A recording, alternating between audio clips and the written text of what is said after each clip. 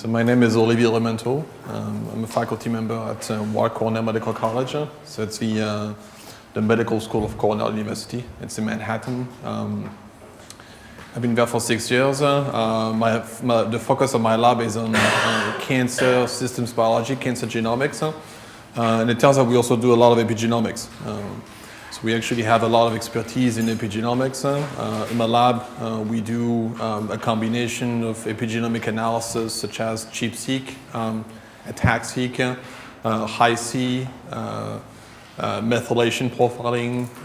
So these are all concepts that are very familiar to us. I'm going to try to teach you some of these concepts. We're going to start with some basic concepts, and we'll also have a practical tutorial later on that my student Ashley will give you. And the tutorial will be mostly about ATAC-seq. So we'll start with sort of the basic ideas, what we're going to talk about today. So we'll talk about ChIP-seq. We'll talk about methylation profiling using bisulfite sequencing. We'll talk about high-C, and also we'll talk about ATAC-seq. There are other ways by which we can study the epigenome, and we won't necessarily sort of go into details about those, but just to make sure we're all on the same page, what's the epigenome? Changes, okay. Just make sure to speak a little. I can repeat what you say, but if you can speak a little bit loud so that everybody can hear you. Changes to the DNA that are not DNA mutations that affect gene expression. They could be inheritable. Some of that could be reversible. Okay. So changes in DNA, right? You mentioned this change. Is that always the case? Is that really always a change in DNA, or? Histones or RNA. Right.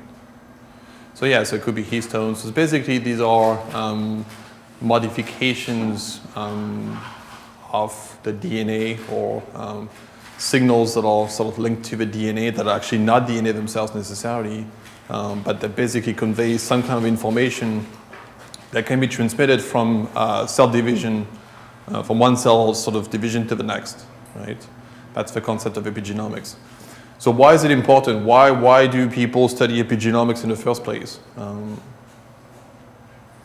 So just to get a sense, who here in this group is studying epigenomics? Who's doing anything related to epigenomics? You are.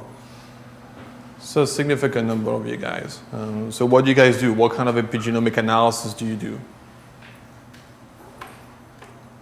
The ChIP-seq. Do ChIP-seq? Okay. How about the other ones? Say again? Okay, MyRA-seq.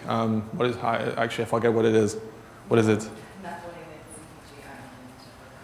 Okay, so methylation type of analysis. Who else? I think somebody else raised their hands. RBS, okay. So RBS, what's RBS? Do you guys know what RBS is? Do you want to tell us what to? Reduced representation bisulfite sequencing. So taking a fraction of CpG enriched genome, which you would expect to have a lot of methylation, and then enriching, looking at the methylation profiles in the fraction. Exactly. So just getting back to the question, so why is it important to study the epigenome in general? Why do these guys study the epigenome and don't only do, I don't know, things like RNA-seq, for example? Why do these guys do that? Why is it important? Why is the epigenome, sort of compelling to study in general? DNA doesn't do much all on its own. It's all about how DNA gets expressed in the proteins. Yeah. So the DNA doesn't mean much without the way that it gets expressed. Yeah, so exactly. So I think the DNA is encoding specific things, but the point is that it needs additional signals, additional information in order to really sort of maintain things like cell type identity, right? How is cell type identity maintained? Is it just in the DNA? It can be, right? Because we have different cell types, and they share the same DNA, right? So the maintenance of a cell type, for example, cannot only be in the DNA, right? It also happens to be in the epigenome. So the cell type is maintained through combinations of signals coming from the DNA that lead to epigenetic changes, typically histone modifications, as well as methylation of the DNA that essentially altogether maintain cell type identity, right? So to understand cell type identity, it is, therefore very important to really understand the epigenome. Okay, that's one reason why people seek to understand the epigenome. What are other reasons why people seek to sort of better understand in general the epigenome? It's more plastic. I mean, kind of along that I'm saying, but it's more plastic and responsive. You can manipulate something experimentally and then watch it change. Yeah, I think it's actually a very good point. So the epigenome, unlike the genome, is actually quite plastic indeed. Like as we discussed, it's different between different cell types, but you can also modify it, right? So for example, there are actually molecules, even drugs, that can actually act on the epigenome. There is such a thing as a DNA methylation inhibitor, right? This is actually an FDA-approved drug for certain types of malignancies that can actually inhibit methylation. And in these types of malignancies, it essentially lead to to death of tumor cells. Okay, and the reason for this is that in those tumors, in these types of malignancies, the epigenome is basically messed up. The epigenome is different from normal cells, and in fact, just like the epigenome in normal cells is helping maintain cell type identity.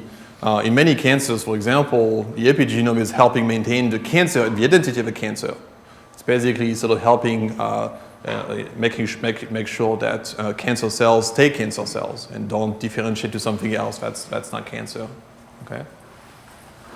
So a number of reasons why the epigenome is important. So as we are seeing here, there really is sort of multiple components in the epigenome. So we've been discussing histone modifications and methylation. There's one component that's also important. It's the way that chromosomes are folding in 3 dimensions. So there are actually now sequencing-based approaches for mapping chromatin interactions, mapping the extent to which you have genes that are far away from each other in the same chromosome, but actually fold and actually become very close to each other in 3 dimensions. Okay, that's also part of the epigenome in a sense, and one reason is that this is sort of information that is also maintained through cell division, through a variety of mechanisms, including histone modifications and binding of transcription factors. Okay. So just some of the reasons. These are some of the reasons why the epigenome is so important. As I say, the good thing is that now we have access to a lot of different technologies that can allow us to really query the epigenome, to study the epigenome directly in cells. In some cases, in actual sort of primary cells, basically cells coming from individuals, not cell lines, but cells directly derived from individuals. Biopsies, for examples. So these technologies that are sequencing based allow to basically can work with just a few thousand cells in some cases. We're going to talk about ATAC-seq at some point, and also in the tutorial. Who's heard of ATAC-seq or ATAC-seq? So two people. So what is it and why? You're basically looking at how open the DNA is. Mm-hmm. Looking at chromatin's structure. Whether the DNA is wound around the histones or not. How accessible it is to transcription factors. Yeah. So why is that compelling in general to be able to study where the chromatin is open in cells? Why is it interesting in the first place?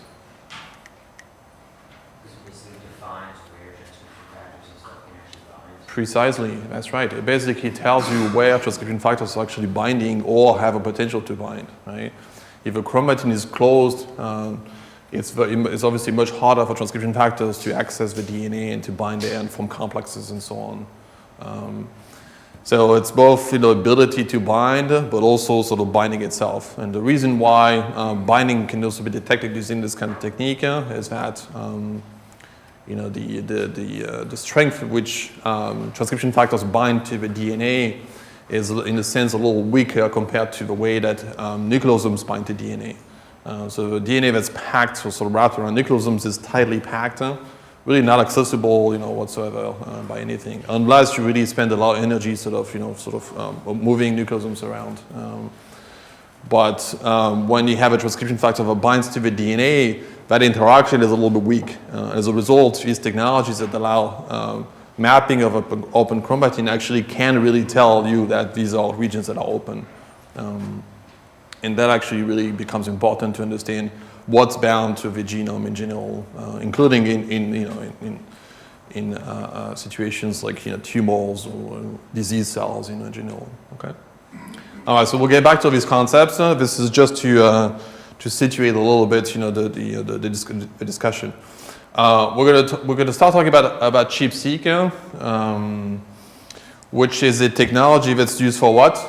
Again, I think somebody you mentioned that you're doing ChIP-seq, and I don't know if we sort of really explored what ChIP-seq can be used for. So what do people use ChIP-seq for? Mm-hmm. So to identify the locations of binding of transcription factors in the genome. What else? Histone marks, that's right. So there's actually two sort of main uses of ChIP-seq, transcription factors and finding out where you have specific histone modifications or histone marks. Okay. The way that ChIP-seq works, I'm sure many of you know, it's using an antibody, right? What does this antibody do? What is? That's right. It binds to either the transcription factor that you want to sort of interrogate, or to the histone modifications that you want to interrogate, right? So it binds to those factors or to those histone modifications. And how do you use that concept in practice for ChIP-seq? Exactly. So you have an antibody that recognizes a factor of interest or histone modifications of interest. Those are associated with DNA, right? So by pulling down the factor of interest, you basically, if you're putting yourself in the right conditions, you're basically also pulling down the chromatin and the DNA that histones or transcription factor is linked to. Okay. And so using sequencing of that DNA that you pull down together, the protein of interest or factor of interest, you basically can map where in the genome you have binding or marking of these histones. Okay. So that's the idea. That's the basic idea. In practice, ChIP-seq is it's a multi-step type of process. The first step in the process is to make sure that you have a right antibody. Okay, so not all antibodies are equal when it comes to ChIP-seq. Some antibodies are better than others. What's a good antibody for ChIP-seq? It's an antibody that's specific, right? So you want to make sure that you only pull down the chromatin for a very specific factor or specific histone modification. You have to make sure that this antibody is really specific. And why is it that it doesn't have to be specific all the time?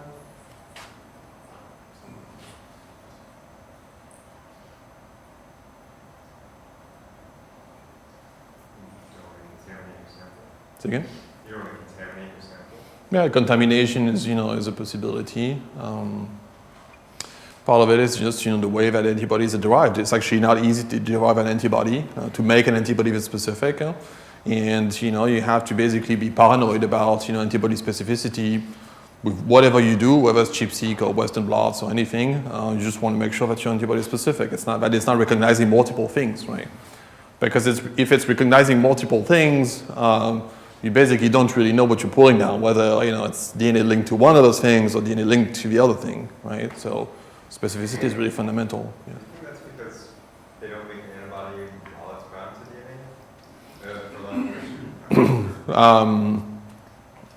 So that's a possibility, but in some cases, the way that you make the antibody is based on conditions that are sort of different than the ones that you're using the antibodies for. I think very often is that you have multiple batches, and I think now the derivation of antibodies is done kind of like, factory style, And so, in some cases things happen, it's biology. So, whatever epitopes you're using, you think that you're using to derive antibodies, maybe you have multiple epitopes and you're deriving a sort of, polyclonal antibodies, and that actually happens quite a bit. So there are multiple ways to assess the specificity of antibodies. What would you guys do to assess the specificity of antibodies?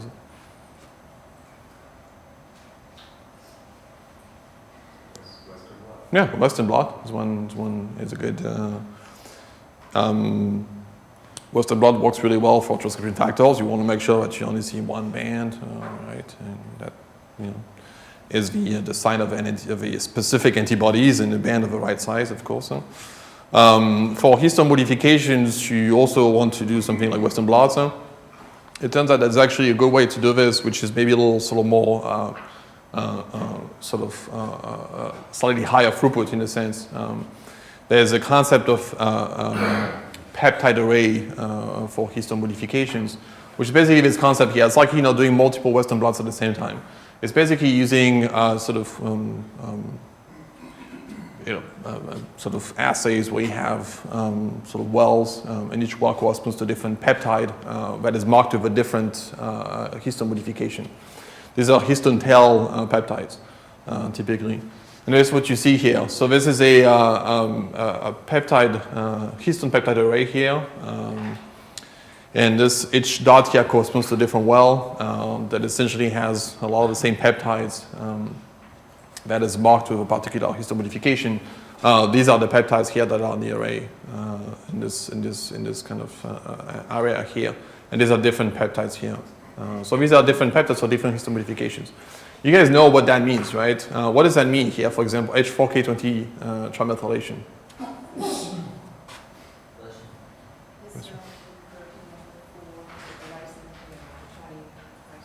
Exactly. It's like a little code essentially that tells you where the histone modification is and what kind of histone modification you have. So this is basically assaying trimethylation, a trimethylation group at lysine 20, like you say, in histone 4, right? So that's what it all means. And so different histone modifications, as you probably know, correspond to different sort of mechanisms for controlling gene expression, right? Just as an example, do you guys know what this histone modification is about? Every histone modification is a little bit different. I mean, there are some that are correlated with each other, but each one plays a distinct role, right? So what is this histone modification here? I'm sure that somebody knows in the audience. It's a repressive histone modification, that's right. Say again? It's found heterochromatin. Exactly. So it's found in chromatin that's really tightly packed and basically closed, not accessible for binding by anything. So that's important. Yeah. I have a technical question regarding this assay. How does the accessibility of isolated peptides compare to the accessibility of the histone chip assay? It might not be the same, right? Yeah, I mean, this is definitely an in vitro type of assay. I think the idea is that, these histone tails, always sort of come out of the nucleosomes and tend to be accessible, in general. So the tails, of histones and they sort of come out of nucleosomes and tend to be more accessible. So as a result, that kind of assay is perceived as being reasonably sort of reliable. That obviously, that might not always be the case. That's a good point. So in any case, so different histone modifications correspond to different things. So all of these histone modifications tend to be actually repressive. Does anybody know if a histone modification tends to be linked with active chromatin, active transcription, acetylation? That's right. H3K27 acetylation, for example, is it's a form of histone modification that is linked with open and active chromatin. Anything else? Any other histone modifications linked with active chromatin? H3K4 trimethylation, H3K4 monomethylation, dimethylation. These are all histone modifications that are absolutely linked with active chromatin. Does it, so actually we discussed, in that last one, 3 types of histone modifications: monomethylation of H3K4, dimethylation, trimethylation. Do you guys know whether you tend to find those types of modifications in the same location in the genome, or do they correspond to different things? So where do you find K4 trimethylation, for example? Active transcription site? I guess it depends what you mean by that. What's an active transcription site? I meant the transcription start site. Right, exactly. It's transcription start site. So active transcription start site tend to be marked with H3K4 trimethylation. What about H3K4 dimethylation? Where do you find that kind of histone mark?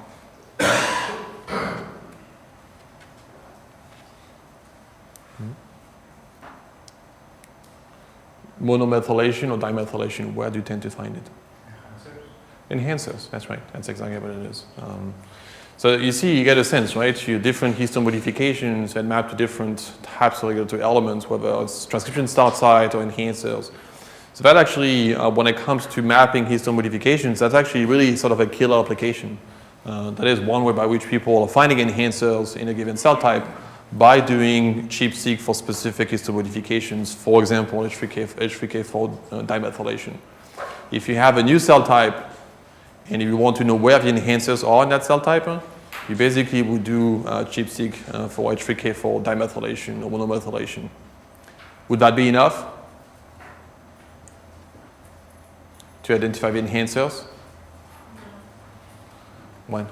Well, you want to find proteins that are responsible for, like, enhancers. Right, exactly. So I think that would, my question was more about whether that would be enough to identify enhancers, but you're right. Even after you identify enhancers, then, so what, obviously that's only the beginning of the story. What you really want to know in the end is what exactly creates enhancers in the first place, or, enables enhancers, right?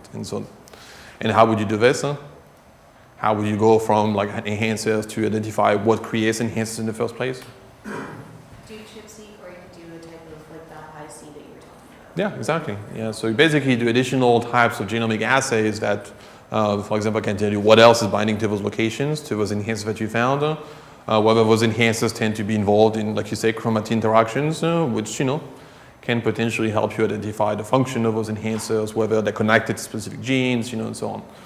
So the point is that, in general, generally speaking, nobody does, only ChIP-seq, for something, and that's it. That's the end of the story. The paper is written. That's not the way it works, right? You basically, so the ChIP-seq, it gives you a set of loci, a few thousand. It's the beginning of a story. It's the beginning of a long story where you have to do a lot of additional assays to really understand what binds to those regions, what genes regulated by those sites, and how all things all work together, right? So it's the field of genomics and epigenomics is never sort of driven by a single assay. It's really usually a combination of assays where you look at a lot of things and you sort of piece the puzzle back together in a sense, right? Anyway, so just going back to this, so these are peptide arrays that are used by a lot of people to make sure that antibodies are specific. So each row here corresponds to a different peptide. So if you see essentially a black sort of spot here, it tells you that the antibody that you're using is binding to this peptide in the corresponding row, right? So it's actually an interesting case here because it is an actual real experiment done in the lab of a collaborator at Cornell, where they took 2 batches of the same antibody. This was supposed to be an antibody against H3K9 trimethylation. And they tested these 2 different batches using these peptide arrays. And what do they see? What's the sort of the conclusion of this picture here? 34 specific, 39 specific. Exactly.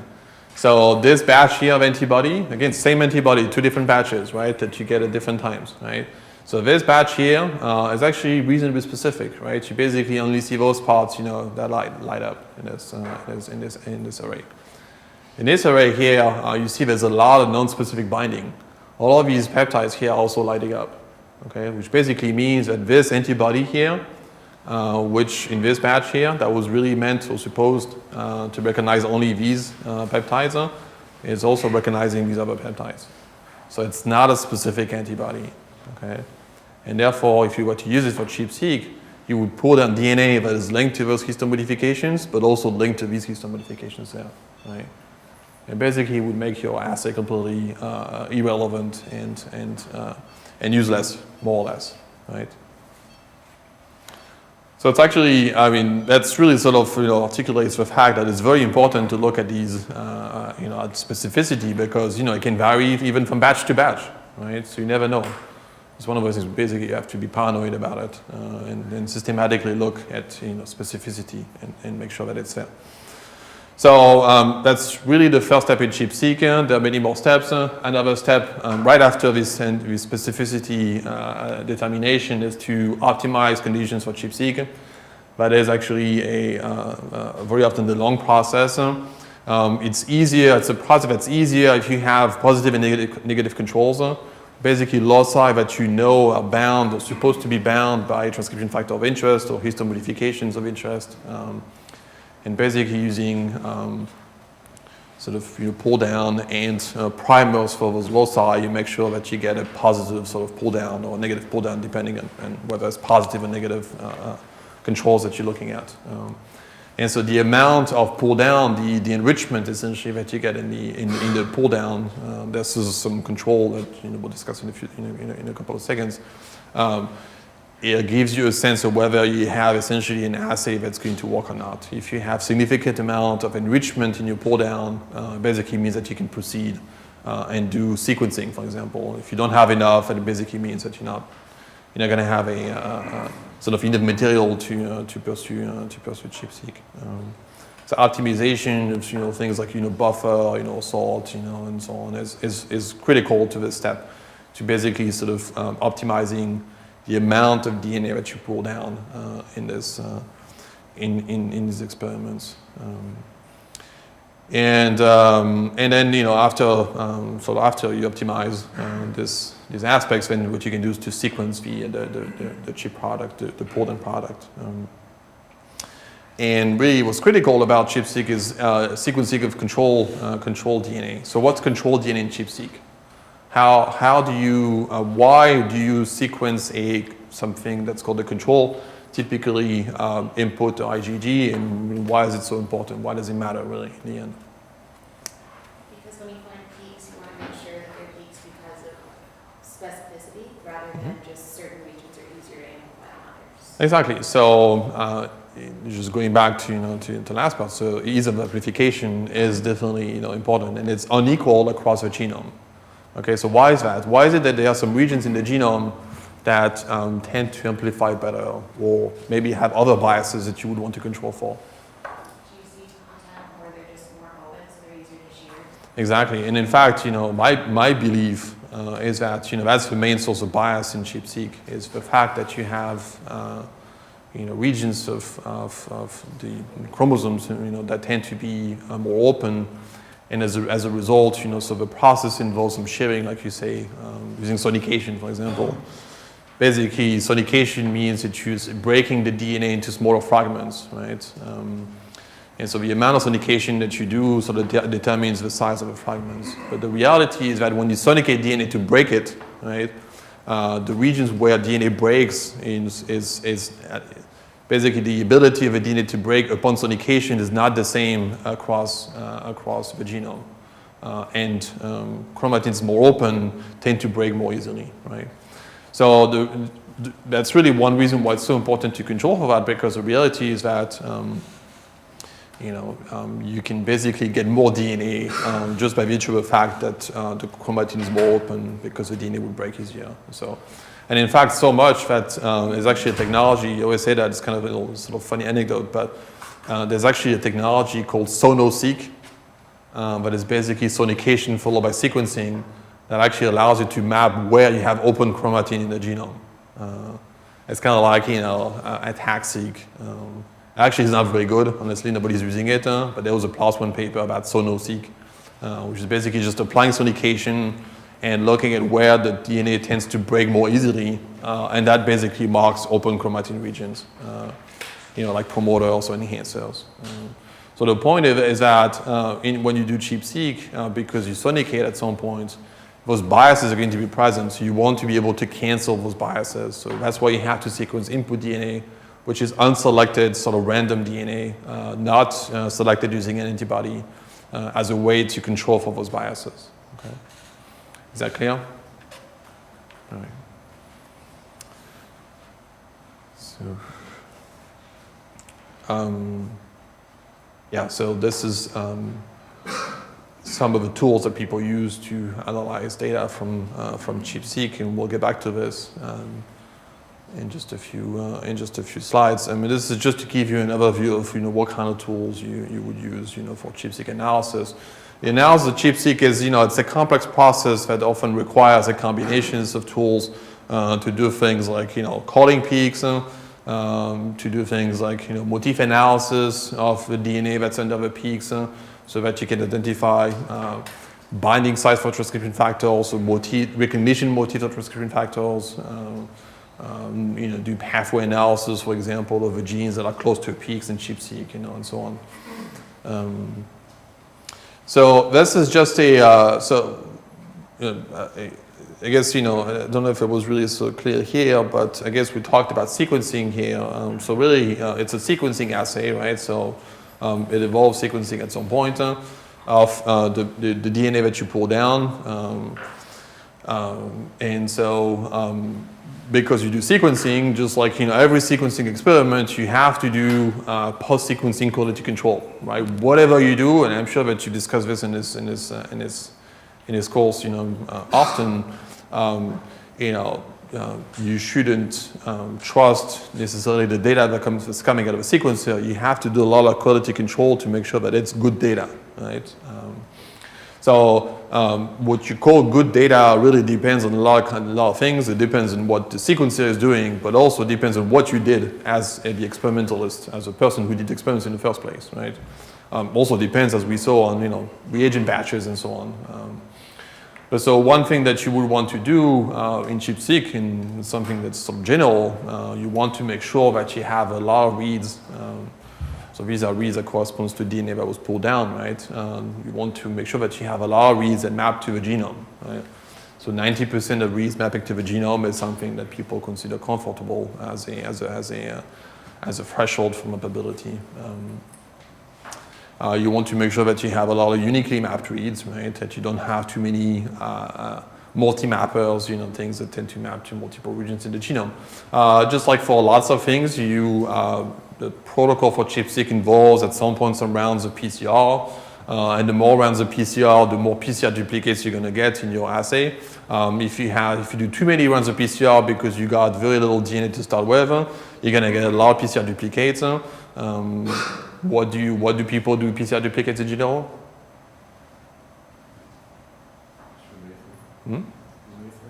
Yeah, so you basically sort of collapse them, you remove them, right? And so that definitely applies, for ChIP-seq as well. So you want to collapse them, but obviously if you have 90% PCR duplicates, it basically means that you have to remove 90% of your reads. Basically means that more or less your experiment is useless in the first place. So that's something that you would have to to make sure is not the case. Visualization is really fundamental. I think I may have, that's something that I mention all the time, that genomic data is complex, ChIP-seq data is complex, Hi-C data is complex. These are all extremely complex data sets. Visualization of these really complex data sets is really absolutely fundamental. Nobody should trust, a bunch of Excel tables with numbers, that you have to convince yourself that the data is high quality. For ChIP-seq, what does that mean? How do you sort of convince yourself that the data is high quality? What should a good ChIP-seq experiment look like?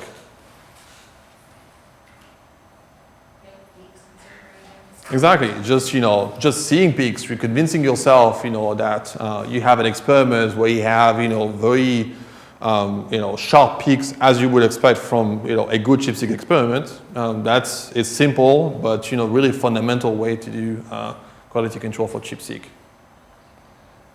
Sorry to interrupt. It's okay, no problems. Bye, everybody. Thank you so much. Once my tobacco organized again, the rest of the course, if you're in Montreal, let me know. Never want to send me an email, but CSHL 2015 in the header, and I'll make sure I read it and respond.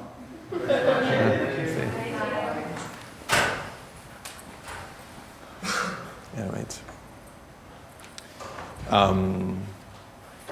So the peakiness of ChIP-seq dataset is one way by which you can convince yourself visually that your experiment worked in the first place. Okay. As I say, visualization is really fundamental in everything genomics. What do people use, or what would you use to visualize ChIP-seq data, for example? For example, this is one visualization track, right? Where do you get those tracks from? Genome browsers. Yeah, genome browser. What else? IGV, right? So, genome browser, IGV, these are really fundamental tools. And in fact, genome browser now, trying to make sure I'm not going to upset anybody in the room, but genome browser is actually not used as much as it used to be, just because it has too much stuff. So some of you may have heard about the UCSC genome browser, right? So that is a nice website where you have a lot of data that's been obtained by other groups. It's been sort of assembled as a collection of data sets and tracks, and you can browse specific genes and ask, in ENCODE, for example, what kind of histone modifications you have at the location of that gene, right? That is helpful. Issue with genome browser now is it has basically thousands of tracks, and so it's very hard to really sort of navigate all these tracks. What people use really, I think really makes sense is IGV. So you guys have used IGV in this course, okay? So IGV is awesome, honestly. It's really a fundamental tool. So Ashley is a grad student in my lab. He just arrived. He's going to be the guy who's going to give you the tutorial later on, and I think he can testify to the fact that I make sure that all the students in the lab use IGV a lot, and when they send me results, I typically want to see IGV screenshots, just because I want to convince myself, and I want the students to convince themselves that the data is high quality, that whatever statement is made about the data is really supported by a visual analysis, and IGV is really good for this. So that's an example here of a small fraction of a ChIP-seq tracker that is indeed showing a very sharp peak, and that is what you would like to see from a successful ChIP-seq experiment, this kind of sharp peak.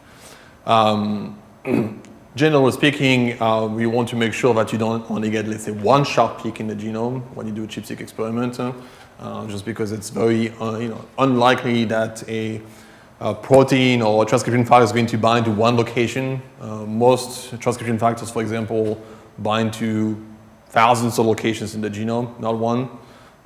So that's also something that you want to convince yourself of.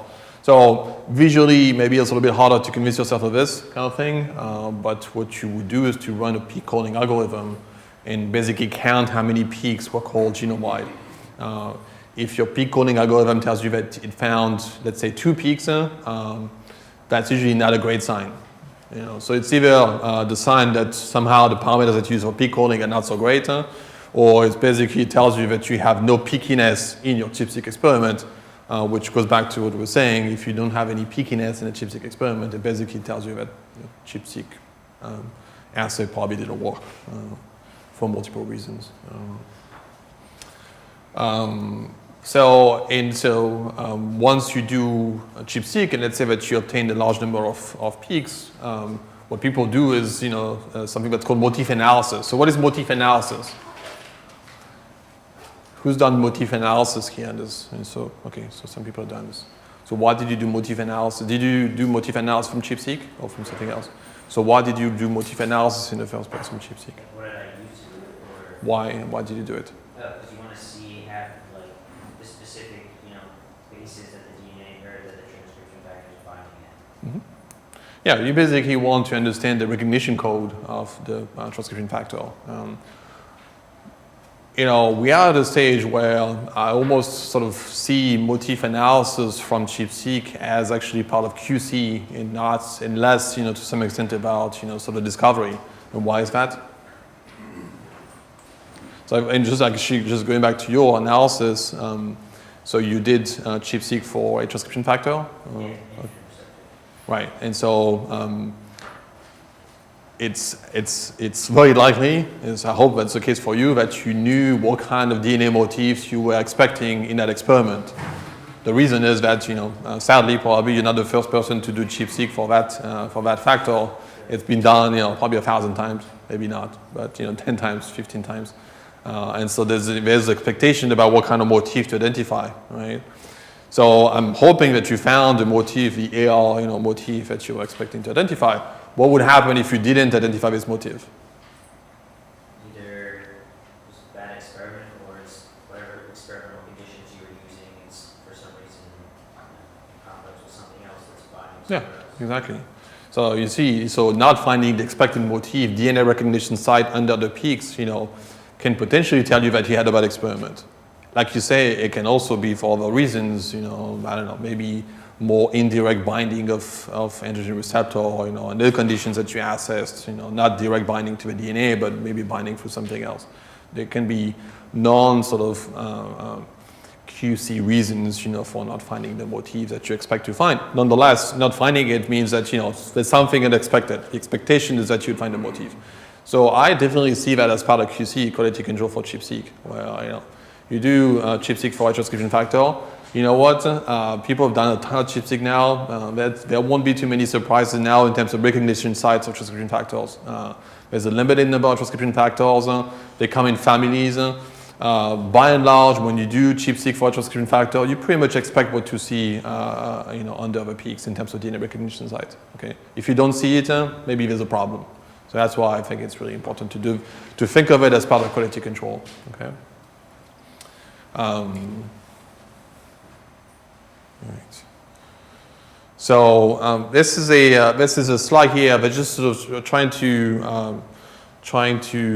remind you something, which is that when you do ChIP-seq, you're basically trying to put on a protein or a complex, and that complex is by definition binding to the DNA, right? But the way that it binds to the DNA is through an interface, basically, is sort of a recognition site, as we discussed, that is actually significantly smaller or shorter than the actual fragments that you pull down, right? So the fragments that you pull down, and again, this goes back to the concept of sonication, sort of, how exactly you fragment the DNA in the first place before you sequence it. But these DNA fragments tend to be, let's say, I don't know, on average, 200 base pair long, right? 200 base pair is much, much larger than the typical protein DNA interface, which is seen here. This is supposed to be a protein here. What you sequence is the extremities of those fragments here, right? So that's important in terms of expectations, between what you sequence and what is really sort of supposed to think about in terms of protein DNA interface.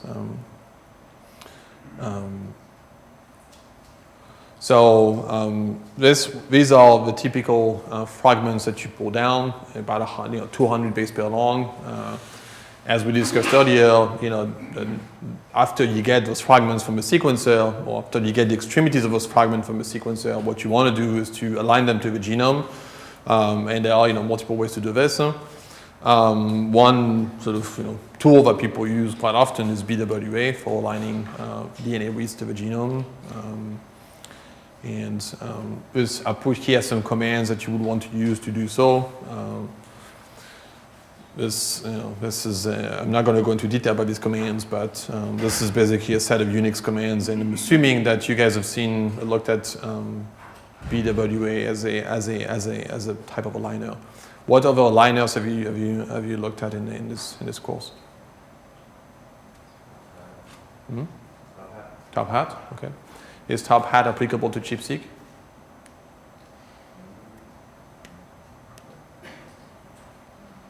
Yes or no? Yes, there's a very clear no. There's a lot of people thinking. So is TAP-HAT applicable to ChIP-seq? I see there's a tendency for people to kind of, disagree with that. Yeah, it's not really. I mean, TAP-HAT is a splice aligner. It's an aligner for RNA-seq, right? Really what TAP-HAT is good at doing is at taking reads that tend to map across splice junctions and split the reads into two so that you can map them across different exons. That's what TAP-HAT is doing. TAP-HAT is not an aligner for genomic DNA. It is an aligner for RNA, basically. Okay, that's important because if you were to use TAP-HAT, on ChIP-seq data, I would try to do funny things like splitting reads across exons, and said that obviously it's completely irrelevant, to ChIP-seq. Anyway, so these are some of the steps that you need to. I'll make those slides available to you guys. So you don't have to take notes or anything. In any case, that's not the stuff that you can find on the web. As we discussed, the reads in general. That's really sort of generally speaking. It's maybe sort of particularly relevant in the context of ChIP-seq, but you very often have reads that map to multiple locations. Why is that in the first place? Why do you have reads that map to multiple locations? In some cases. The genome reads could be small enough that they could actually map to places even, because they're just small. Yeah, exactly. I mean, the reads being small enough, I mean, that's, we've moved beyond that now. In general, the concept small enough, is debatable, but, more and more people are using like 75 base pair long reads, paired and 100 base pair. So they are long enough that, the size by themselves is not necessarily a major issue, but the reality is, as we discussed, the genome is full of things like the human genome, and actually many genomes are full of things like transposons, ancient viruses, things like protein families or recently duplicated genes, that sort of make up protein families. So that all creates a lot of potential for reads to map to multiple locations, right? What do you do for reads that map to multiple locations? How do you handle them in the first place? Do you just ignore that, or do you actually do something about it? Depends on the mapper you're using. Yeah. So what? Some mappers will set it out in places, some will point 50, some will put them in bins that says don't map anywhere. Exactly. So, but real sort of objectively, what makes sense in all this? What makes sense, in terms of how you handle reads and map to multiple locations? So okay, so you can accept that reads map to multiple locations and let them map to multiple locations. What's the upside and what's the downside? Make sure to speak loud so that I don't have to repeat you. The upside is that you would find any area that the transcription factor is binding to. Yeah. That's the upside. You're not going to miss anything, right? You basically, if you have a transcription factor that sort of binds to two different locations, with the same DNA, right? Well, by keeping that DNA in the analysis, you'll tell that, be able to tell that the factor is binding to these different locations. But very often, factor is going to bind to one location, right? And so if that location is linked to repeats, what could happen is that you're mapping reads at one location or multiple locations, but it's in fact mapping to only one location, right? And that's especially acute. The problem is really specific, especially acute when you have reads that map to, let's say, 1,000 different locations, right? Well, you're really assuming that there's only a few of these locations that are real binding sites. You basically is really sort of introducing a lot of potentially artificial binding sites, right? So what do people do typically? Basically, what I think makes sense, and again, I think that's debatable to some extent, is to only keep reads that map to a reasonably small number of locations, but not to too many locations. So if you have a read that maps to 1,000 locations, I don't like it because really I have no idea whatsoever that read is coming from, right? if a read maps to, let's say, 5 different locations, I guess it's okay, right? You know, it's a limited number of locations. It doesn't necessarily matter so much if you don't know precisely where it's coming from, because it can only be 5 at most, right? So it's kind of a trade-off. And I think that's a trade-off that most aligners are using. It's basically using a threshold in terms of how many locations a given read is able to map to before it's thrown out, as a like really multi-mapper. Another strategy that some aligners used, and in fact, a lot of BW is using this strategy, is to essentially pick one location at random. So you have 5 different locations. BW is just going to pick one at random and just map the read to that location. Okay, which is not a bad necessarily way to do this either. Right? So the most important thing in all this is there's not necessarily sort of a right answer for all this. The most important thing is that you know exactly what you're doing. You know exactly how the programs that you're using are handling multi-mappers. That's really the most important aspect of all this. And the point of this slide. So I'll get back to this. This is just sort of a sort of standards and the way that things are sort of represented in how you visualize reads. Reads, DNA is double-stranded. What you typically sequence is sort of one strand. And so as a result, in the actual reference genome that you use is also one strand. So basically what happens is that if you take one strand of DNA that you get from a sequencer, it can basically map in 2 different orientations, either on the forward or the reverse strand. It doesn't necessarily matter sort of functionally whether it's one strand or another, but this is information that you're going to sort of keep in the, that you're going to sort of have in the output of aligners. So the standard is for 2 different colors to be used for forward and reverse. This is something that is really more applicable to the UCSC genome browser because it's using these 2 different color scheme here. And the way that I remember sort of reverse versus forward is red is reverse, the usage of the same letter. So when you see something like this, it basically tells you that this is ChIP-seq peak here, where you have blue reads and red reads that map to a forward and reverse strand. So this is a kind of accumulation of lots of reads that basically tell you that you have a peak and that you have basically a binding site for a transcription factor that you're trying to assay. Okay. This is the result of peak calling here, this little black bar. Now, let's see.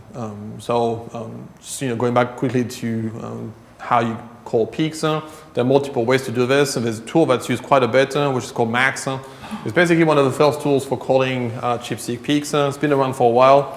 I don't know if Interrogating is really the best tool, but that is a tool that is used by a lot of people, and therefore I think people sort of know the strengths and the limitations of this tool. We're not going to go into this. I'm just going to try to give you a sense of how Max works. It goes back to this sort of blue and red read type of thing. So the idea here is if you go back to this, so you're sequencing, so in ChIP-seq what you do is to sequence DNA fragments, and as we discussed, you can sequence from one extremity or from the other extremity, right? And so one extremity basically gives you a read that maps in one direction, and the other extremity gives you a read that maps in the other direction. So you have this expectation that different extremities are going to give you reads of different colors, all right, forward and reverse, okay, just like shown here. Because as we showed earlier, you're sequencing those extremities and the actual protein DNA interface is in the middle between those 2 extremities. What you end up with when you look at a sort of typical peak here is a situation like this, where you have essentially sort of 2 distributions of colors that are shifted from each other by sort of a little distance. And it basically corresponds to the fact that you have essentially on this side here, basically reads that map on the forward strand like this, sort of the beginning of a read mapping on this location. and it has sort of the beginning of a read mapping in the other strand on the other side of the peaks. So a typical sort of high quality peak in ChIP-seq will look like this in terms of distribution of blue and red reads. And the distribution is going to be a little shifted, and it really sort of corresponds to this, to this sort of basically sort of sequencing of both extremities and mapping those different extremities to different strands on the genome. This, again, because it gives you sort of high quality peaks, Max is actually using this concept to identify the essentially what they call the fragment size. It's basically sort of the distance between the peaks or the modes of the two distributions, the red and the blue distributions, essentially gives you a sense of the size of the DNA fragments that you sequence in the first place. So that's used to essentially identify a window. Okay, so this is actually an analysis that's done only on super high quality peaks, the peaks that are very easy to detect, not the more subtle peaks that are a little bit less tall. Like really sharp peaks are analyzed in this way. And basically gives you a window. And what Max is doing is essentially use a window of that size, and it's basically going through the entire genome, sliding the window across the entire genome, and counting how many reads map to these windows across the genome. Okay. Basically something like this. So you have a window like this, and it's counting how many reads, how many tags map to the window. And so it's counting how many reads map to the windows, and then it's basically using a formula, more or less, that's based on the Poisson distribution as a way to tell whether that number of reads that map to the window is larger than what you expect by chance. And that's where this chance expectation is important to sort of think about. So what is sort of the chance expectation of number of reads in a given window in a genome? And how do you calculate it? How do you determine it? So going back to this, right? Here you see that you have a window where if you were to do what Max does as a program, you have a window here and you have a lot of reads that map to this window, right? But you would want really to compare this to an expectation. And it's actually important because you see what happens is here. So this is actually not part of a peak, this is sort of the background, right? So what Max would do is to also slide a window, let's say, through this region here, and it would count, a number of peaks, a number of reads in that window, right? But then, obviously, what Max would do is to compare that number of reads to sort of what they would expect by chance, right? And so how would you define what to expect by chance? And how does Max do it? Yeah, exactly, right? So your input is sort of unselected random DNA, right? It basically will tell you how many reads, mapping to sort of every locations in the genome, every window, because you can also slide the same window in the input, sort of input track. And you can get a count, from that track, right? So what really Max is doing in the end is to basically compare the count that it gets in the ChIP track or in the ChIP assay to the count that it gets in the same window in the input experiment, right? So it does that, it's sort of have multiple ways to do this. So it can look at the same exact window, right? Is this a good way to do this type of analysis? So basically take the window that you see in the ChIP experiment, and you take the same window and you look at the window, the same window and number of tags or number of reads in the input experiment. Is that a good way to do this?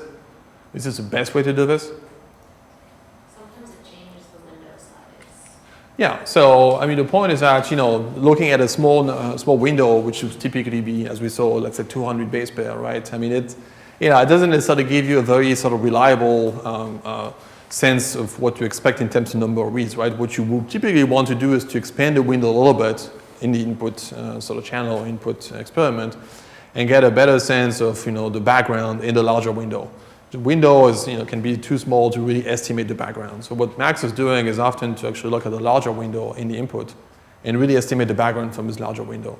And what Max does is really to compare the number of reads that it sees in the actual sort of genomic window in the ChIP experiments to basically the expectation that you get from the input experiment, right? And it's doing this using the Poisson distribution. We're just using this this formula here. We're not going to go into detail, but that's really something that you would almost be able to do in R. Yes. I don't understand why there's a bias in forward and I mean, so ChIP-seq is pulling out a little bit of DNA, and I don't really understand the explanation about why you see. I mean, when it pulls out DNA, it's pulling out both strands, Mm-hmm. and so why would there be a bias of reads on one strand on one side and be a bias on the other side? I mean, it's basically due to the sort of to the directionality of DNA. So you basically are sequencing DNA fragments, right? And so you can sequence from either side, from this side or from this side here, right? And so if you look at one side of a peak like this, you're basically going to see a lot of reads coming from sort of mapping the DNA in this direction. And you'll see reads mapping to the other directions, because you would sequence DNA fragments from the other direction in the when you just sequence the DNA fragments that come out of the assay.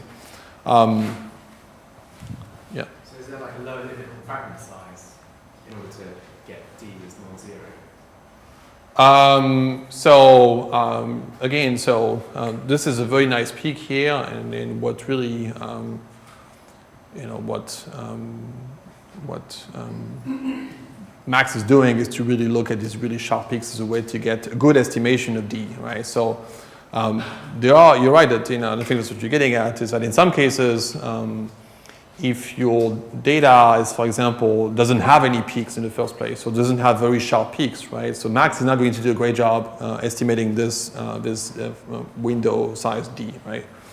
And in fact, you can tell. So if you run Max on some data sets that are not ChIP-seq, even if you run them on a TAC-seq, for example, which is, has a structure that's a little bit different, Max is not really able to actually estimate this window size, D. It will set it to weird number, like sometimes actually 0, right?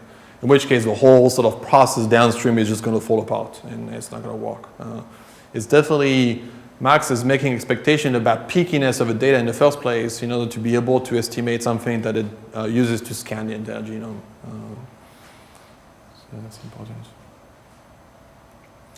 Anyway, so I don't think we have time to go into this, but there are actually new methods now that came out as a result of the ENCODE project, which is this huge ChIP-seq project where people did ChIP-seq for thousands of different histone modifications and transcription factors, and people have come up with ways to use replicability across biological technical replicates as a way to get a sense of parameters and how to set parameters in ChIP-seq analysis. I don't have time to go into this. Nonetheless, if you do ChIP-seq and if you do biological replicates or technical replicates, this concept of IDR is an important concept that you should definitely look into. It basically gives you a sense of the extent to which two independent ChIP-seq replicates agree with each other. And so biological replicates should agree with each other well, right? But the good thing is that you can use the structure of the data and the fact that two replicates should agree with each other well to get a sense of where, in terms of thresholds, peak height, you get a breakdown in terms of agreement between two ChIP-seq experiments. And this breakdown of agreement between two biological replicate ChIP-seq experiments is actually helpful in terms of setting sort of thresholds in terms of where to how to detect sort of the biological relevant peaks. It's a little bit more sort of, it will take a little more time to really go into details about this, but it's a technique that really you should consider when you do ChIP-seq analysis. Just going back to this. So just I have a few slides about common data analysis and interpretation problems in ChIP-seq. We're not going to go into too much detail about that, but as we discussed earlier, it is really the case that you never do one ChIP-seq experiment. You do multiple ChIP-seq experiments. And what people have come up with is essentially ways to cluster ChIP-seq experiments to identify, let's say, regions in the genomes where you have essentially multiple combinations of ChIP-seq signals across different ChIP-seq experiments. And that actually, people have done this, and this is an influential paper, and that's based on ENCODE data that essentially partitioned the genome into regions of combinations of histone modifications and transcription factor binding. And these regions correspond to different types of regulatory elements, things like enhancers, promoters, insulators, and so on. That is essentially a nice way to integrate multiple ChIP-seq experiments in the first place. This is another way by which you can do this. It's sort of similar. It's actually a project that within my lab at some point, where instead of using this technique here that was used, it's called HMMs, or hidden Markov models, we use principal component analysis as a way to cluster, to basically sort of identify ChIP-seq experiments that tend to have correlated signal, that tend to essentially mark the same locations in the genome. And you can combine this kind of clustering and identification of sort of modes by which you have combinations of transcription factors and histone modifications with things like linear regression to identify the effect of specific combinations of factors on gene expression. If you want more detail, you should definitely go to that paper to get a sense. This is maybe something else. We're not going to do a tutorial on ChIP-seq. That said, these are things that we did in the past. Actually, we have a tutorial if you're interested in doing this. If you go to these locations, don't write these down. You don't have the slides, but we have tutorials about ChIP-seq and how to do ChIP-seq analysis in R. And these are things that I invite you to take a look at if you have some time and if you have some interest. We'll switch to methylation analysis, and not for long. Just, again, it's important, but we can discuss this sort of briefly. But especially because I know that one of you guys was interested in methylation analysis. So there are multiple ways by which you can use sequencing to query methylation in general. What's the most commonly used way? Bisulfite sequencing. So what is bisulfite sequencing? I think my slides might be a little bit out of order. Let me see. I thought I had some more material in this. There. All right. So what is bisulfite sequencing? I'll go back to ATAC-seq. So you add bisulfite to your DNA, and it converts, as your slide says, those which are the cytosines which are not methylated are converted to uracil. Okay. And how does that give you the identity of the sites that are methylated or not methylated? In practice, that by itself, does it give you the identity of the sites? Does it tell you which sites are methylated? Or let's put it this way, what sites are methylated according to this analysis? So it introduces a bit more information into the strands in terms of what's methylated and what's not. But that's the basic idea, right? So it's modification of a DNA in a way that is methylation dependent, right? So using a sort of a chemical product that is essentially going to attack the DNA, change the DNA in locations that are not protected by methylation. So methylation, as we saw I think in the slide earlier, is basically a chemical addition to a nucleotide. What's the nucleotide? The C, cytosine, right? So it's basically a chemical addition of a molecule of a methyl group to a cytosine. Only, or let's say mostly, in a CpG context, in the context of a cytosine followed by a G, right? So the cytosine gets this chemical tag in a sense. So that chemical tag is actually protecting the cytosine from being modified by this compound called sodium bisulfate. Right? If a cytosine does not have this modification, it's going to be attacked by the compound and converted to uracil, to a U. Right? A U is actually not something that is read by a sequencer, but thankfully what happens is that a U, after you do a random PCR, is converted into a T, right? So what you do in bisulfate sequencing is to sequence DNA after conversion by sodium bisulfate, and you look at all of the locations in the genome where you had a C in the original genome, but it was converted to a U after bisulfate treatment and after sequencing, or converted to a T, more precisely. Right? And if that conversion is occurring in the context of a CpG dinucleotide, what does it tell you?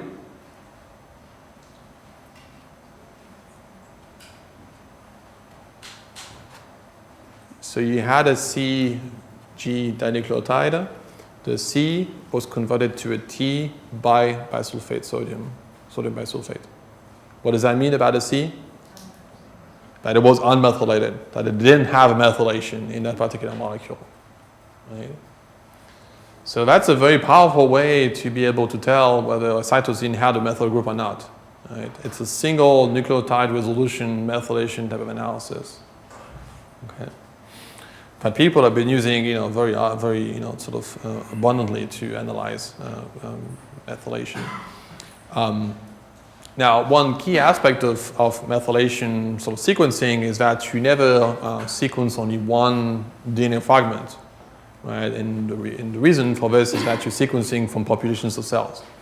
So what you actually do is to apply bisulfate sodium to DNA coming from multiple cells. And what you do is to essentially query DNA coming from these different cells, right? So after sequencing and alignment, you end up in situations like this, where you have multiple reads. These are artificially short reads. Real reads would be longer, and you have a reference genome, right? And what you actually measure using those reads is not so much only sort of binary methylation, no methylation. You actually measure methylation level in the entire population of cells. Okay, so you get a fraction, right? You get a 50% methylation, or 100% methylation, or 75% methylation, or 66% methylation. Okay. Let's just do a little exercise quickly. You see, so this is let's just look at this example here. And let's see how many sites are relevant in this little example here. How many sites are relevant to methylation? 2. Why is it? Because you have 2 CGs. Okay, methylation, DNA methylation, in most contexts can only occur at CpG dinucleotides. So these are the 2 sites we should be looking at. Okay. Notice that here you had a C, right? Not in a CpG context, therefore by definition not methylated, right? Or not being able to be methylated. You see that in this context, right, all of the C's were converted to T's. That's exactly what you would expect, from a bisulfate experiment, sequencing experiment, where all the non-protected C's are converted to T's, right? But you see those CGs here, the conversion wasn't complete all the way, right? So some cytosines were converted, some cytosines were not converted, okay? So the fraction of converted cytosines basically gives you a methylation fraction, a methylation level at a given cytosine. What's the methylation level at this location here? How do you calculate it? What's that?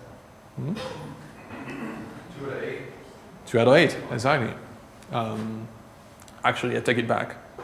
What's the methylation level at this location? Is it really 2 out of 8? Remember, what does methylation do to the cytosines? It's protecting them from conversion, right? So the actual conversions occur at locations that are not methylated by definition, right? So the methylation level of this location is 6 out of 8, right? Okay, so what's the methylation level at this location here?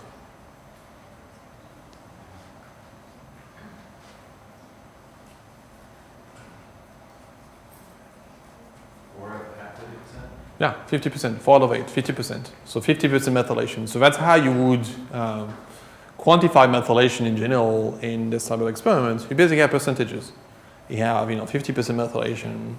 You have, 75% methylation, as we saw earlier. So every cytosine gets a percent methylation in a bisulfite experiment. Okay.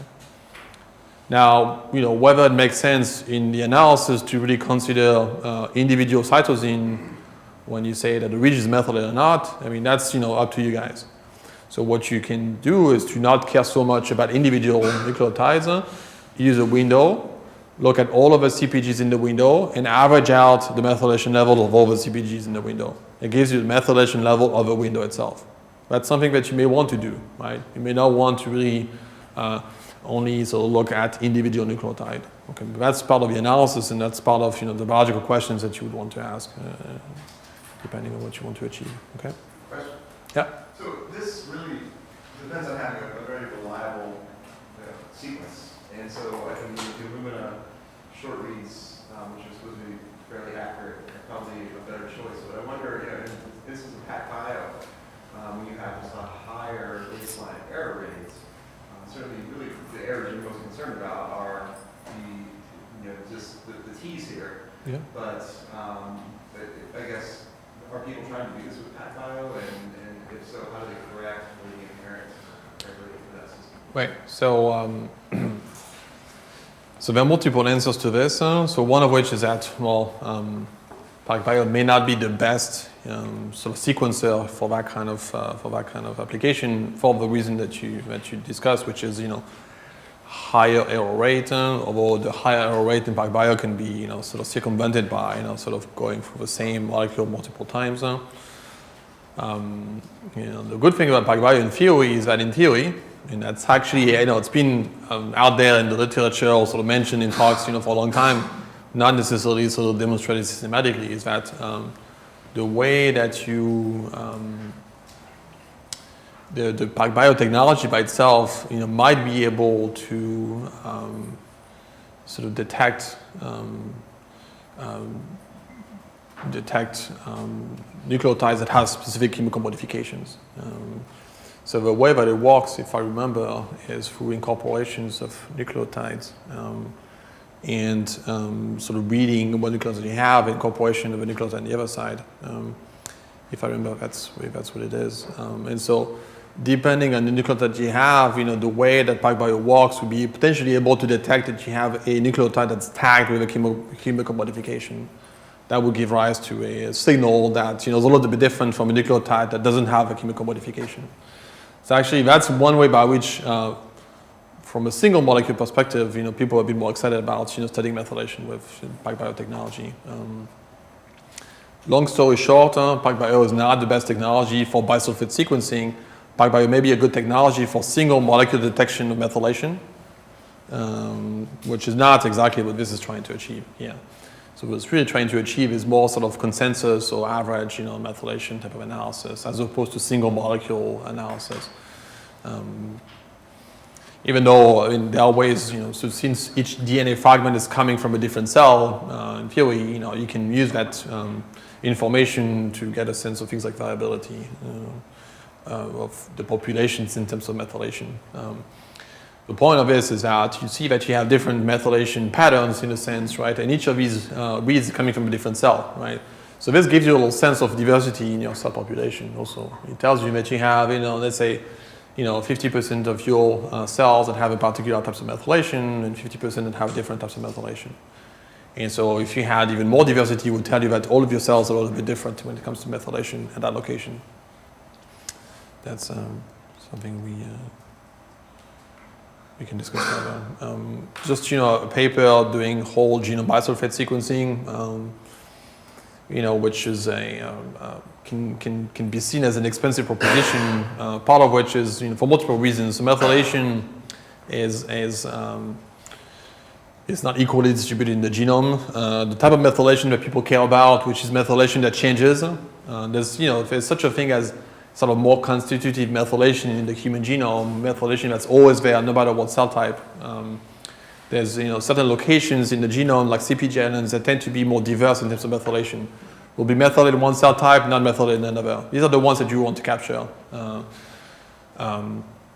The technology that we discussed is called RBS. Actually, a good technology for capturing that kind of methylation. It tends to specifically focus on regions that have a lot of CPG, high CPG content.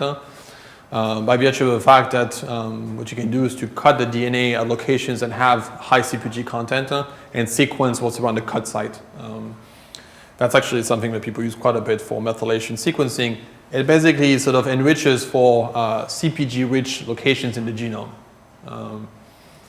As I said, CPGs are not equally distributed in the genome. There are regions in the genomes that have a lot of CPGs, and these are called CPG islands. Right? And these are the regions that tend to be a little bit more sort of flexible in terms of methylation in the genome. And so if you have an enzyme like MSP1, it's a restriction enzyme that can cut at a location that is, let's say, a CPG-rich location, chances are, because of a clustering of CPG in the genome, that nearby you also have lots of CPGs. Right? So if you can cut and sequence what's nearby, you basically get a pretty good way to enrich for highly CPG-rich DNA. And that's basically what RBS is doing. Okay? And it's actually something that we use quite a bit in my group, and it's because it's very convenient. It actually works with very little DNA to start with, including clinical samples. And it has some limitations, obviously. So I guess we don't necessarily have enough time to go into the details. Again, it's in the slides. Just, as we discussed with ChIP-seq, you do sequencing, you got to do QC, you got to do quality control, you got to make sure that your experiment worked well. And the way that you do this post-sequencing quality control is similar to other experiments, but also different from other experiments. Things that matter in methylation analysis are things such as bisulfate conversion rate, the extent to which you use enough bisulfate to really fully convert all of the unprotected cytosines to use. And that's something that you can estimate the data from the data. I don't have enough time to really go into detail about this, but I'm happy to answer questions after the lecture if you're interested. This is some tools and some tasks that you would want to do when it comes to analyzing methylation data.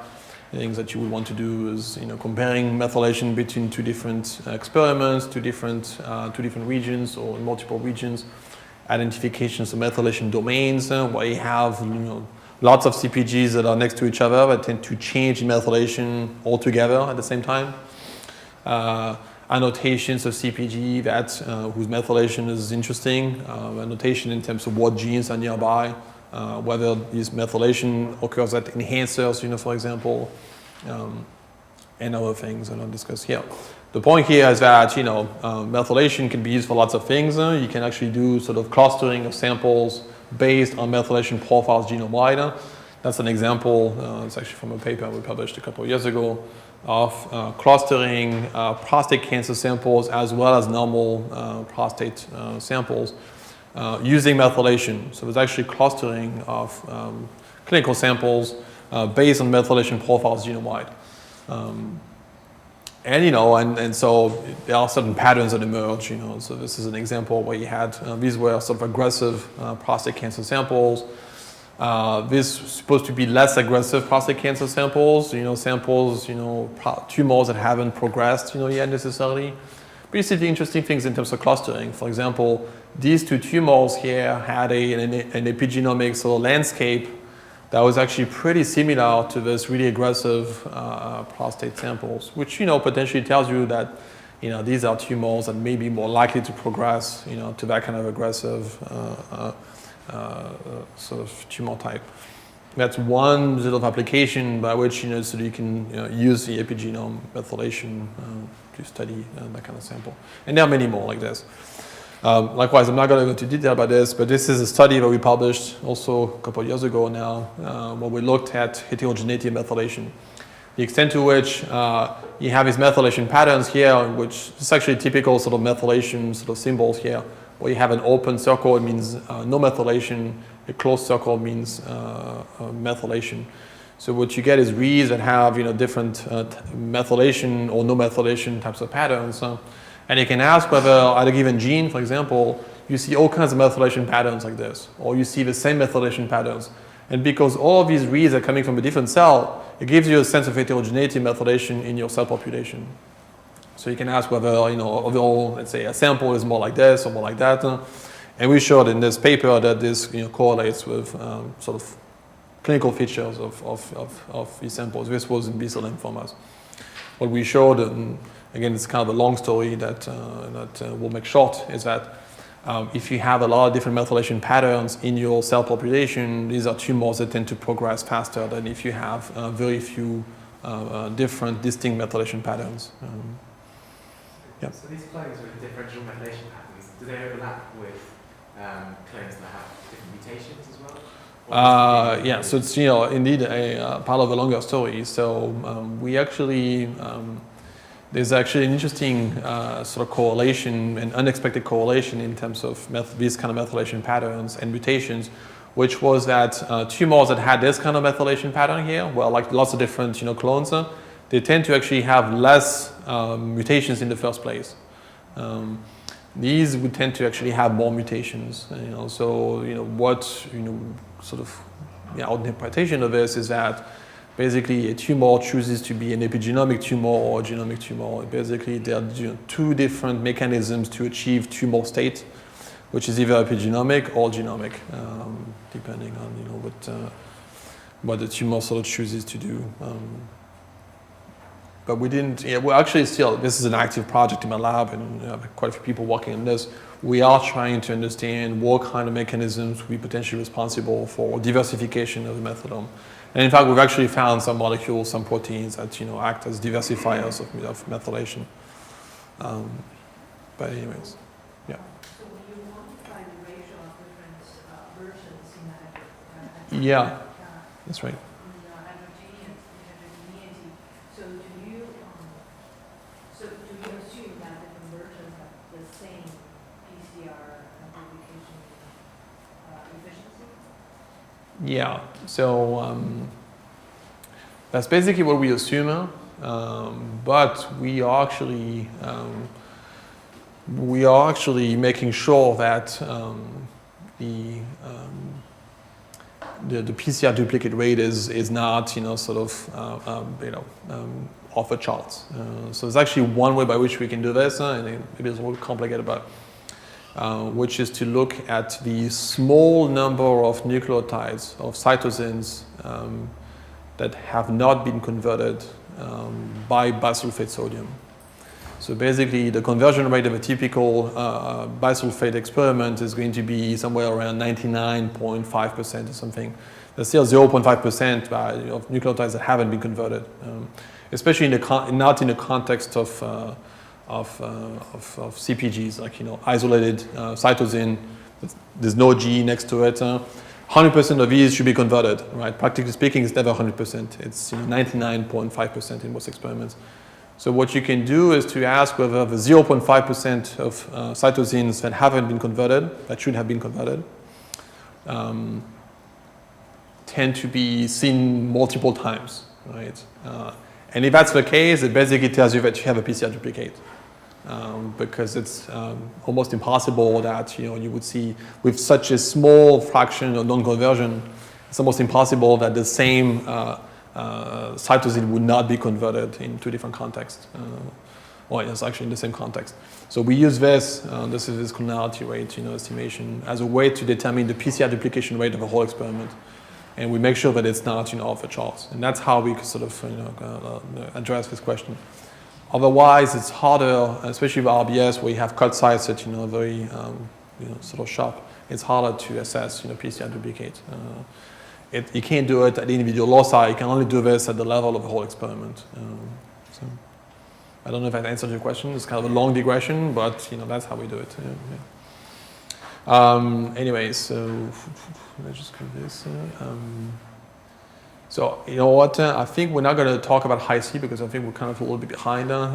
Just briefly, so Hi-C is a technology for mapping chromatin interactions. It's kind of a multi-step type of technology. It's basically based on, just sort of really briefly, it's based on cross-linking cells and essentially sort of solidifying those interactions that occur as a result of proteins mediating the interactions in the first place. Involves sort of cutting the DNA nearby using a restriction enzyme and religating these cut sites that are close to each other and religating them in a way that you can identify the cut sites after the fact. Basically what you do is you cut using an enzyme that leaves little overhangs. You fill up the overhangs with biotin labeled nucleotides, and then you ligate this proximal DNA sort of extremities. You shear the DNA again, and then what you do is to pull down the ligation junction like this. That corresponds to essentially sites that are supposed to be in close proximity. And you pattern sequence those ligation junctions. And you have these junctions here where you have one read here and one read on the other extremity. You map them to the genome. And the extent to which you see that you have, for example, two genes that have a lot of connections through those pattern reads, where you basically have a lot of pattern reads mapped to the two genes, it gives you a sense of how strongly those two genes interact with each other. Okay?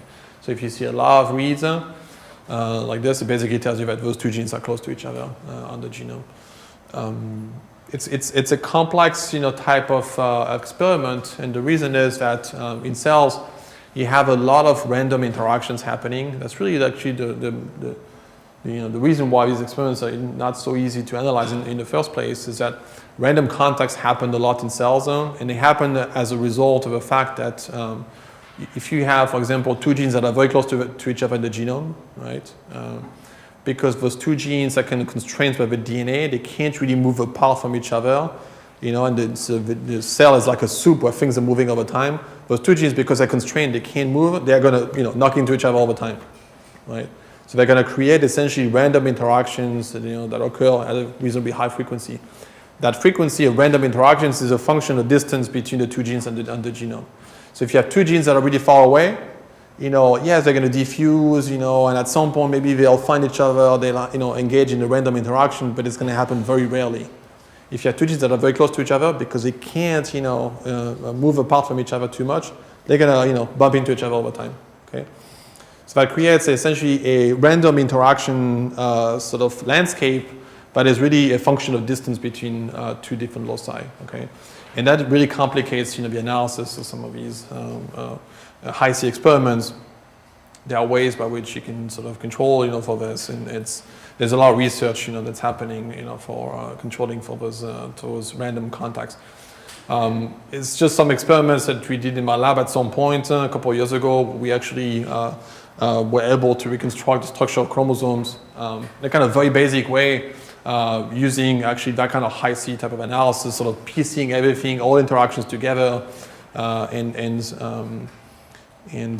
sort of being able to reconstruct the three-dimensional structures of chromosomes with a lot of caveats, which I'm not going to go into details about, but sort of, it's an average across, millions of cells, potentially, and that obviously leads to caveats in terms of interpretation, but anyway, I'll stop here.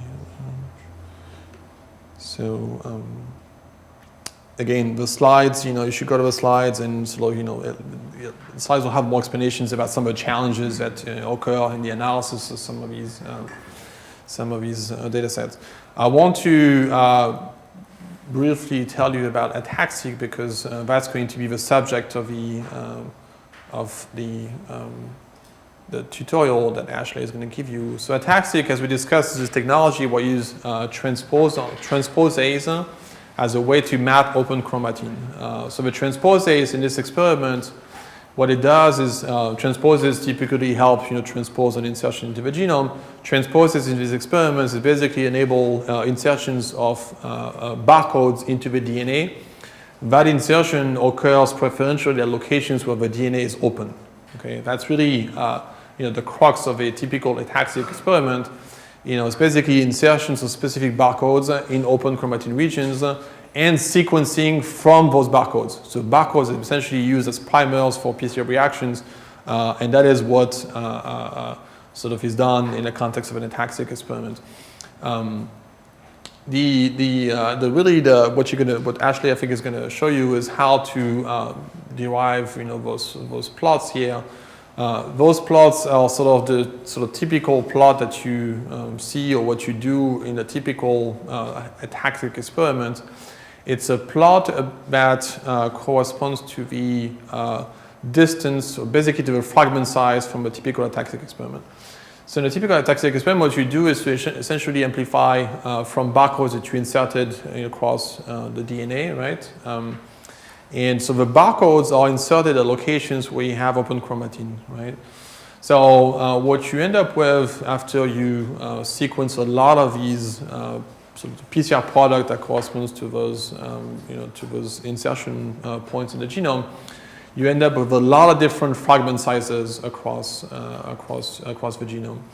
Again, a fragment is basically a fragment that's defined by the fact that you have one insertion site on one side, another insertion site on the other side.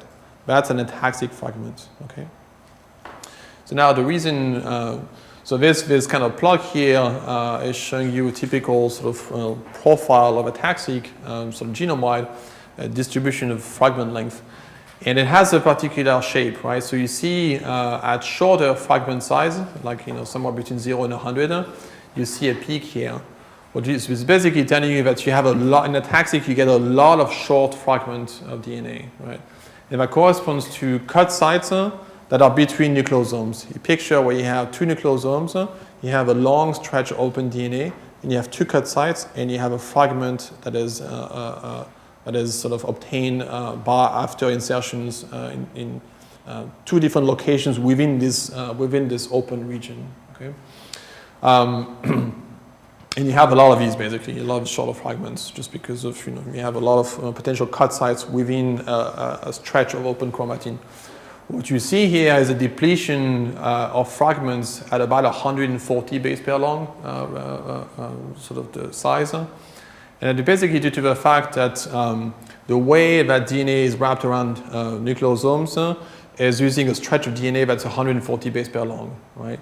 So the idea is that if you have a DNA that's protected by a nucleosome, it basically creates a fragment range, a fragment size range, which is about 140 base pair, but it's actually harder to obtain cut sites of that distance because it's really the size, the unit of protection of a genome is 140 base pair. So that size is actually harder to obtain as a result of making it harder for transposase to cut at the locations of these nucleosomes. So you have a little sort of depletion here, a valley of fragment size due to the nucleosome protection sort of mechanism. Okay. This, I don't know if we're going to go into details about this. Are we going to go into detail about this? Or? No. Okay. So let's leave this aside. So just briefly. Ataxic has this potential, in addition to giving you the locations of open chromatin regions, it actually in theory can give you the locations of the actual protein-DNA interface. As we were discussing earlier, transcription factors bind to the DNA, right? They bind in a kind of a weak way. But nonetheless, this sort of weak binding of transcription factors to the DNA is actually preventing the transposase from inserting too many barcodes in those locations, right? It really, the barcode insertion is happening, a lot when the DNA is completely naked. If it's bound by a transcription factor, the ability of a transposase to insert barcodes in this protein-DNA interface is a little bit less than surrounding naked DNA. And so that's actually being used as a way to really identify the location of actual protein-DNA interfaces, so-called footprints in ataxic. Now the typical ataxic profile is like this. It's actually very similar to a ChIP-seq profile, where you basically have peaks that corresponds to reads mapping to those locations. And these are locations again of where you have a lot of insertions of these barcodes into the DNA, right? So you have these really sharp peaks, and basically tells you that you had a lot of barcode insertions in those locations. As you can see, this is actually the same locus in different, so this is also something we're doing. It's actually Ashley's project, looking at B-cell lymphomas and doing ataxic in different types of B-cell lymphomas and normal B cells. And you can see there's a lot of variability in terms of open chromatin across different different cell types or different sort of tumors and so on.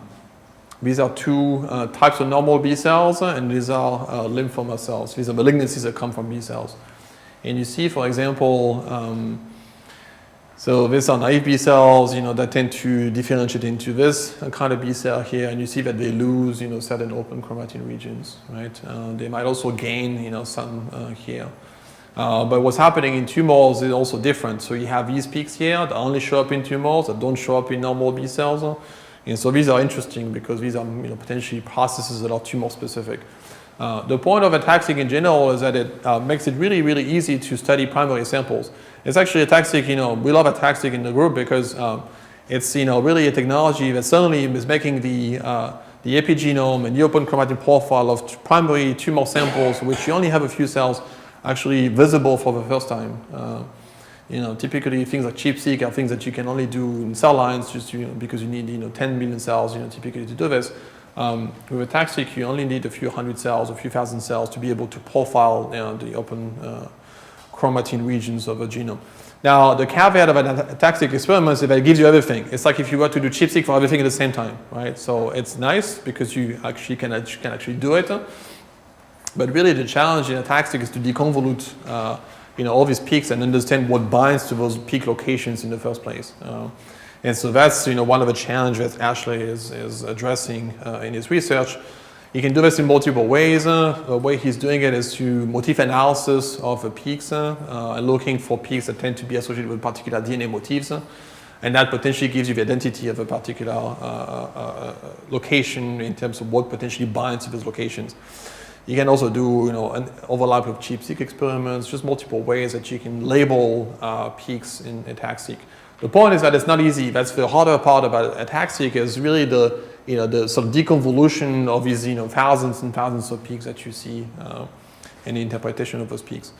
And so Ashley is doing other things in terms of understanding the extent to which you have you have essentially multiple peaks that contain the same motif in multiple locations in the genome, which basically gives you a sense of potentially sort of a particular mechanism being in place in the cells, maybe a transcription factor binding to multiple locations, which gives you a sense of the activity of that transcription factor, or the fact that it's active in a particular condition. And you can sort of look at the extent to which the same sites with the same DNA motif tend to open up in one condition compared to another. And that is sort of a signature for a transcription factor, for example, becoming active in one condition compared to another. This is sort of what this plot is showing here. This basically gives you a mean by which you can identify a number of transcription factors that become active in a given condition by looking at all of the sites that are opening up and that tend to contain the same motif, the same DNA motif of the same transcription factor. Again, this is sort of more the research level now, but there's Ashley is doing a lot of research on this now and trying to sort of deconvolute these complex ATAC-seq landscapes. And so the goal in the end is to reconstruct sort of transcriptional networks, starting from ATAC-seq, starting from ATAC-seq and essentially from the ground up, sort of reconstructing transcriptional networks from these type of assays. So I think I'll stop here. I'm happy to take a few more questions. I think we'll have a little break, just a few minutes, and then Ashley will come back in and then we'll start the tutorial. Does that sound good? Any questions? I know it's a lot of information. I've been tasked to talk about epigenomics. So epigenomics, as you got a sense, is it's complex. It's a lot. Actually, I didn't have ATAC-seq in my slides from last year. It's something that we added this year just because we're starting to do it ourselves, and the field is doing it, and that's I think a very important technology. But it doesn't necessarily make the other technologies less important. Just one more technology, and so it's likely that next year there'll be one more technology. It's just there's an accumulation of technologies that allow you to really query the epigenome in so many ways. It's very exciting, but it's also a lot of information. So. Questions? No questions? Anyway, I'm assuming we'll have questions during the tutorial phase. So let's take a little break. Let's come back in 5-10 minutes of the tutorial. Okay.